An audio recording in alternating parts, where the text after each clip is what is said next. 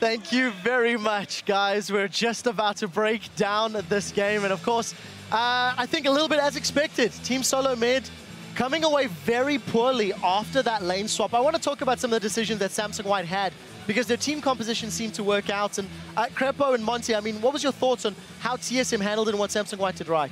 I think I like what Samsung White did initially. They wanted to lane swap away from TSM, and they combined that with a beautiful level 1 play.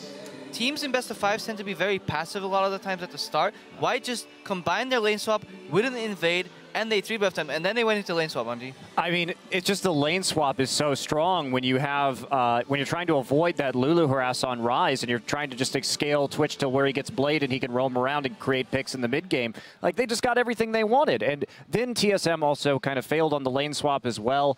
And it was a train wreck. Especially level 1, if you look at vision, you should always have vision of at least 2 buffs, whether it be your own 2 buffs or 2 of the enemy buffs, preferably 3 on opposite sides of the map so you can roughly pinpoint where people are starting. TSM had vision on 1 buff, then realized they were in the process of getting 3 buffed and ran to the red buff, but by that time, Dandy was already done and the jungle was compromised.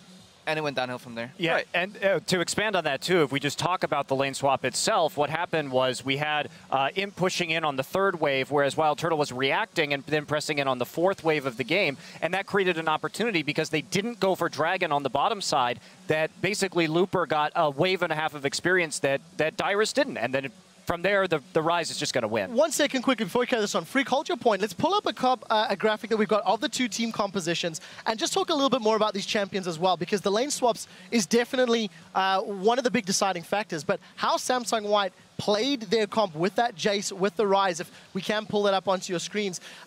Bjergsen playing his signature Z, 2nd time this tournament, and it didn't work out for him. It really didn't. Freak. So I want to first start by talking about the bans, because before picks, the bans actually happened. And what I liked was that Samsung White did it correctly in that they target banned. They banned Shaman that specific members of TSM were very good at, removed the Orianna away, the Lee Sin from Amazing, the Rumble away from Dyrus, whereas TSM banned the very standard things. Oh, the Zill and the Alice or the Maokai. Like, no one's surprised by this, which means there's nothing left up that's special for TSM. There's no high priority first round red side picks really left, and so they squandered that opportunity in the first place. Yeah, what I just want to highlight is that Dyrus was forced into Lulu, a champion that has about like a 30% win rate in this prior to this game, 3 and 8 in total in the tournament, and he was basically forced to play that champion. And yeah, it didn't work out.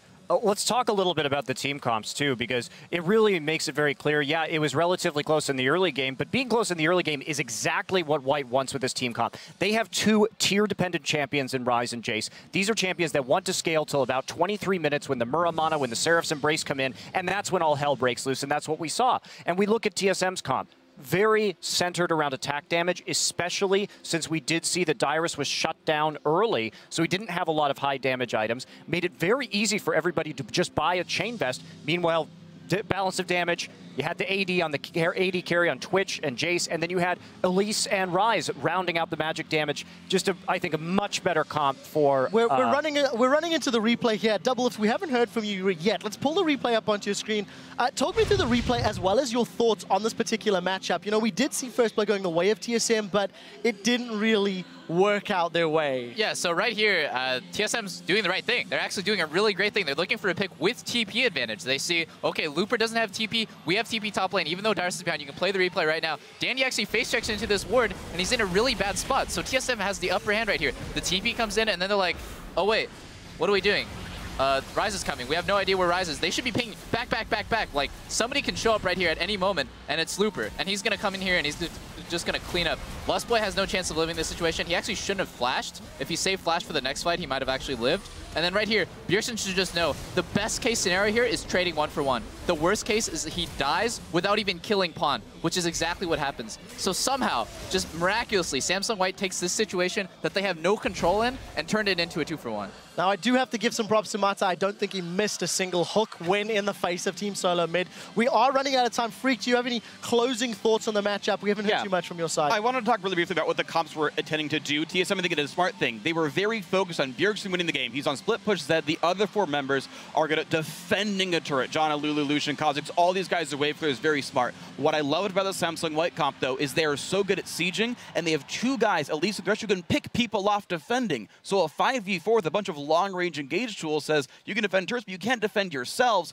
and everyone on TSM dies. What I don't like about TSM's comp, though, if you go for the double support, if top laner support combo in Janna and Lulu, you need a hyper carry, you need something that scales better than Lucian, or you really need to bust up in that early game and win it hard, and They did. Yeah, I completely agree. Well, it's very obvious that we're all very excited at the desk, guys. There are still plenty more games to be played. When we return, it is Game 2 of Team SoloMid versus Samsung White live from Busan. As we head to a break, the World Championship has given our audience an opportunity to become fans of players from every region. So who is your legend?